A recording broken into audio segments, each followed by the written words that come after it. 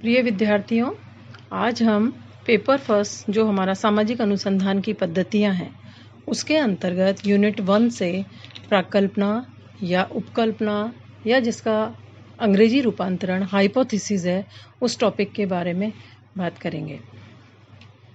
सामाजिक अनुसंधान की वैज्ञानिक प्रक्रिया की जब हमने चर्चा की थी तो उसके अंतर्गत हमने ये देखा था कि जो चरण है वैज्ञानिक प्रक्रिया उसका दूसरा स्टेप समस्या के चयन फर्स्ट है हमारा। इस समस्या के चयन के बाद नेक्स्ट स्टेप जो हमारा आता है वो प्राकल्पना निर्माण का आता है। तो अध्ययनकर्ता अनुसंधान में जिन कारकों का कार्य कारण संबंधों का परीक्षण करना चाहता है उन्हें प्राकल्पना के रूप में स्पष्ट कर देता है। गुडे एंड हर्ट ने अपनी पुस्तक मेथड्स इन सोशल रिसर्च में लिखा है कि अगर सामाजिक अनुसंधान में एक अच्छी प्राकल्पना का निर्माण हो जाता है तो इसका अर्थ है अनुसंधान के लगभग आधे कार्य का पूर्ण हो जाना। आगे आपने लिखा है, प्राकल्पना सिद्धांत और अनुसंधान के बीच की एक आवश्यक कड़ी है जो ज्ञान वृद्धि की खोज में सहायक होती है। तो यदि हम इसको उदाहरण के रूप में देखना चाहें, जैसे भारत में बढ़ती हुई अपराध प्रवृत्ति का अध्ययन करना चाहते हैं तो हम सामान्य ज्ञान और व्यक्तिगत अनुभव के आधार पर यह अनुमान लगाते हैं कि निर्धनता बढ़ती हुई अपराध प्रवृत्ति के लिए प्रमुख कारण है। ये एक उपकल्पना हुई हमारे अध्ययन के लिए। तो यह हमारे अध्ययन की क्या कहलाएगी? प्राकल्पना या हाइपोथेसिस। इस प्रकार यदि हम बहुत सामान्य शब्दों में इसको परिभाषित करना चाहें तो हम कह सकते हैं कि प्राकल्पना एक काम चलाऊ अनुमान या कथन है जिसका परीक्षण अभी बाकी है। वास्तविक अध्ययन के बाद यह सही भी साबित हो सकती है और गलत भी। अर्थात प्राकल्पना टेस्टेड नहीं है, उसका परीक्षण नहीं हुआ है, वरन यह काम चलाऊ कथन है और उसका परीक्षण हम कब करेंगे? जब हम डाटा कलेक्शन करते हैं और डाटा कलेक्शन के बाद जब हम वर्गीकरण सारणीकरण करते हैं तो लास्ट में हमारी प्राकल्पना की सत्यता या असत्यता का पता चलता है। चाहे प्राकल्पना सत्य साबित हो, चाहे वो असत्य साबित हो या गलत साबित हो, लेकिन दोनों ही कंडीशन में हमारे सामने वास्तविक परिस्थिति का निरूपण होता है। तो अनुसंधानकर्ता का उद्देश्य क्या होना चाहिए कि उपकल्पना को सही साबित नहीं करें। मतलब उसका इंटेंशन ये नहीं हो कि मेरी उपकल्पना सही साबित होनी चाहिए, वरन वास्तविक तथ्यों के आधार पर सत्य को ढूंढना होता है, चाहे उपकल्पना गलत साबित हो। ये प्रेस्टीज पॉइंट नहीं होना चाहिए। तो यदि हम विभिन्न विद्वानों ने अलग अलग परिभाषाएं प्राकल्पना की दी हैं, वो आपको बुक्स में मिलेंगी। उन विभिन्न परिभाषाओं के आधार पर हम ये कह सकते हैं कि प्राकल्पना एक ऐसा पूर्व विचार, कथन, अमूर्तीकरण, अनुमान या प्रस्थापना है जिसे अध्ययनकर्ता अपने शोध की समस्या हेतु निर्मित करता है और उसकी सत्यता की जांच हेतु आवश्यक सूचनाओं का संकलन करता है। यह विभिन्न चरों के बीच संबंधों को दर्शाती है एवं सामाजिक अनुसंधान को आधार प्रदान करती है। लास्ट में वैज्ञानिक पद्धति द्वारा अध्ययन करके इसकी सत्यता की जांच की जाती है। इसके आधार पर विभिन्न विशेषताएं प्राकल्पना की निकलती है, अर्थात यह विभिन्न चरों के बीच में संबंधों को दर्शाती है। उसी के आधार पर हम प्राकल्पना का निर्माण करते हैं।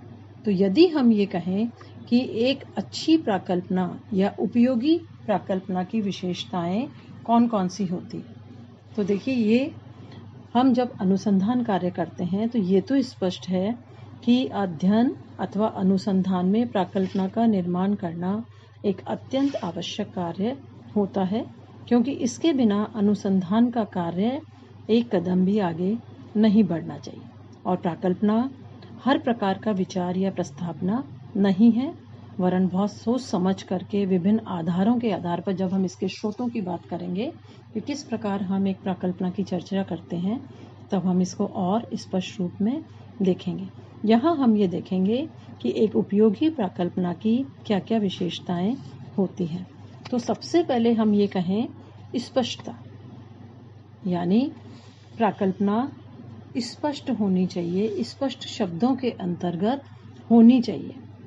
प्राकल्पना अवधारणाओं के दृष्टिकोण से स्पष्ट होनी चाहिए। अवधारणाएं व्यक्तिगत रूप से बनाई हुई नहीं होनी चाहिए।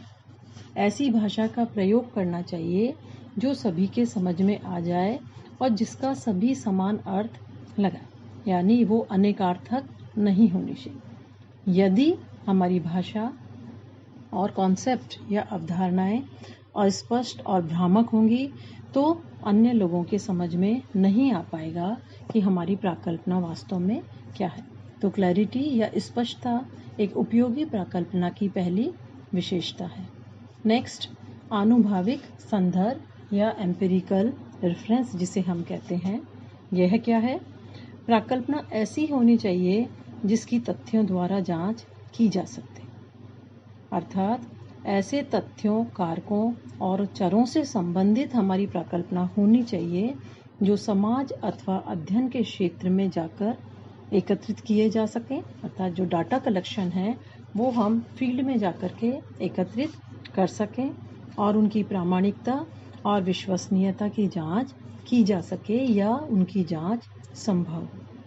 इसी को गुडे एम हार्ट ने लिखा है कि अगर प्राकल्पना का आनुभाविक संदर्भ होगा तो वह उपयोगी प्राकल्पना होगी तथा वैज्ञानिक अध्ययन और अनुसंधान में सहायक होगी, अन्यथा नहीं। तो आनुभाविक संदर्भ होना अति आवश्यक है एक उपयोगी प्राकल्पना के लिए। फिर नेक्स्ट जो विशेषता आती है वो है विशिष्टता, यानी वो स्पेसिफिक हो। एक जनरल स्टेटमेंट के रूप में प्राकल्पना नहीं होनी चाहिए, बहुत विस्तृत नहीं होनी चाहिए। ऐसा नहीं हो कि हम पूरे के पूरे पैराग्राफ के रूप में प्राकल्पना का निर्माण करें, वरन यह सीमित, विशिष्ट और निश्चित पक्ष से संबंधित होनी चाहिए। वह अध्ययन क्षेत्र से संबंधित न होकर उसके किसी निश्चित पक्ष तक ही सीमित होनी चाहिए और ऐसा होने पर ही वैज्ञानिक सरलता पूर्वक संबंधित तथ्यों को एकत्रित करके प्राकल्पना की जांच कर सकता है, अन्यथा नहीं। तो हमने सरलता, विशिष्टता, आनुभाविक संदर्भ, प्राकल्पना की विशेषताएं देखी। अब नेक्स्ट जो इसकी विशेषता है वो है उपलब्ध प्रविधियों से संबद्ध। अर्थात प्राकल्पना क्या होती है? एक स्टेटमेंट है, एक प्रस्तावना होता है जो तथ्यों का परस्पर कारण प्रभाव संबंध बताती है या कॉजल रिलेशनशिप की जो बात करते हैं उसको स्पष्ट करती है, जिसकी जांच करना अभी बाकी है, वो टेस्टेड नहीं है। यह जांच वैज्ञानिक अध्ययन पद्धतियों, प्रविधियों के द्वारा की जाती है। तो क्या कोशिश करें कि अध्ययनकर्ता को प्राकल्पना का निर्माण करते समय अध्ययन के क्षेत्र में उपलब्ध प्रविधियों और पद्धतियों का ध्यान रखना चाहिए ताकि हम उसका टेस्ट कर सकते हैं। लास्ट में सिद्धांत से संबंधित या सिद्धांत समूह से संबंधित होनी चाहिए प्राकल्पना। गुडे एंड हर्ट ने लिखा है कि प्राकल्पना सिद्धांत के समूह से संबंधित होनी चाहिए, अर्थात विज्ञान के ज्ञान का संचय तभी संभव होता है जब विद्यमान तथ्य और सिद्धांत के ज्ञान से संबंधित अध्ययन किए जाए, क्योंकि तभी हम जो हमारा रिसर्च है यानी खोज और पुनः खोज वो कंटिन्यूएशन में आगे बढ़ता रहता है, तभी विज्ञान में ज्ञान की वृद्धि होती है। यह हमारे उपयोगी प्राकल्पना की उपकल्पना की कुछ महत्वपूर्ण विशेषताएं हैं जिनका अभी हमने चर्चा की है। अब हम ये देखें कि प्राकल्पना का निर्माण कैसे होता है, उसमें कौन कौन सी चीज़ें सहायक होती है। तो उसे हम प्राकल्पना के स्रोत के नाम से कहते हैं, या हम कहें सोर्सेज ऑफ हाइपोथेसिस कौन कौन से हैं जो हमें एक अच्छी प्राकल्पना के निर्माण में सहायता कर सकते हैं। तो यदि हम देखते हैं इनमें 4 प्रमुख स्रोत हैं। फर्स्ट, सामान्य संस्कृति, सिद्धांत, सादृश्यता और व्यक्तिगत अनुभव। तो देखिए, प्राकल्पना के अभाव में तथ्यों का संकलन, वर्गीकरण, विश्लेषण, संगठन और निष्कर्ष निकालना कठिन हो जाता है। यह तो हम अभी देख चुके हैं, यह हम मानते हैं। इसलिए प्राकल्पना का स्रोत भी एक महत्वपूर्ण पक्ष है जिसको हमें जानना आवश्यक होता है। तो यदि हम इसको मोटे रूप में कहें तो ये कह सकते हैं कि प्राकल्पना के स्रोत मुख्यतः दो भागों में विभाजित है, बाह्य स्रोत और व्यक्तिगत स्रोत। वैज्ञानिक अथवा अनुसंधानकर्ता स्वयं प्राकल्पना का सबसे बड़ा व्यक्तिगत स्रोत रहा है। उसका ज्ञान, अनुभव, जिज्ञासा, विचारधारा, कल्पना, दृष्टिकोण, प्रतिभा, उसकी अंतर्दृष्टि आदि उपयोगी प्राकल्पना के निर्माण में सहायक रहे हैं। और जब हम बाह्य स्रोत की बात करते हैं तो अपने व्यक्तिगत अनुभव के अतिरिक्त जब अनुसंधानकर्ता प्राकल्पना के निर्माण में पुस्तकालय, विद्वानों के विचार, वैज्ञानिक सिद्धांतों और अध्ययनों आदि की सहायता लेता है तो ये प्राकल्पना के निर्माण के बाह्य स्रोत कहलाते हैं। तो यहाँ हम देखते हैं कि इन स्रोतों को हम किस प्रकार स्पष्ट कर सकते हैं। सबसे पहले हम बात करते हैं सामान्य संस्कृति की। देखिए, सामान्य संस्कृति के अंतर्गत हम ये जानते हैं कि हर समाज की संस्कृति विशिष्ट होती है। संस्कृतियों में समाज में अंतर होता है। तो प्रत्येक समाज की अपनी एक विशिष्ट संस्कृति होती है।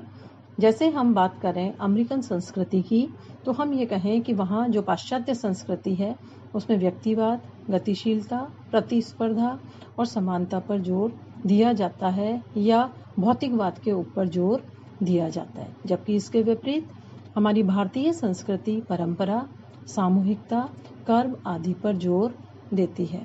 तो हम इसके कुछ उदाहरण देखें कि भारतीय सांस्कृतिक मूल्य हमें किस प्रकार उपकल्पना के निर्माण में सहयोग करते हैं। इसके कुछ उदाहरण हम देख सकते हैं।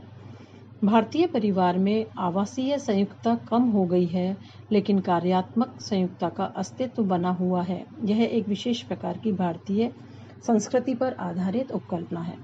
दूसरा, महिला द्वारा विवाह विच्छेद करने के लिए अंतिम विकल्प के रूप में तलाक का प्रयोग किया जाता है। अथवा एक अन्य प्राकल्पना भारतीयों में जाति मतदान व्यवहार से संबंधित होती है।